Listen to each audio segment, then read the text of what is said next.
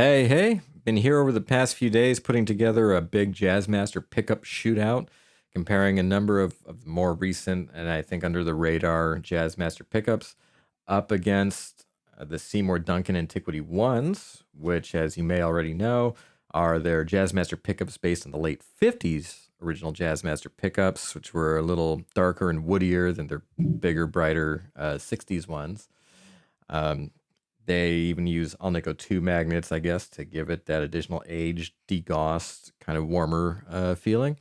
So first I have the Sunday Handwound Woody and Woody Plus combo, the Woody Neck and their Woody Plus Bridge. They're both also based on late 50s Jazzmaster, and they both Alnico 2 to, I believe, also give it that warmer, degaussed feel. The Woody Plus Bridge pickup is overwound a little bit to give a little more mids, a little more muscle, balance out the volume between bridge and volume better. Then I have the Righteous Sound Jazzmaster pickups, which are based on a particular set of original 1958 or 59 Jazzmaster pickups that I guess the owner was very fond of. I thought it was one of the best Jazzmasters he ever heard, and so he tried to build his pickups replicating that particular set of pickups. And he uses, I believe, the original recipe, so they're going to be Alnico 5 magnets, but also, the original wire compounds, the black bobbins, the whole shebang. And then we get a little further left of center after this. I have the Gemini pickups, Mercury I humbuckers, modified to fit in a Jazzmaster casing. And then I have the Lollar Firebird pickups, also modified to fit in a Jazzmaster casing. My setup, I try to use, or I did use, all of the same plugin settings with Neural DSP, Tone King, Imperial Mark II. Same amp settings there, no pedals, just one cable straight into the interface.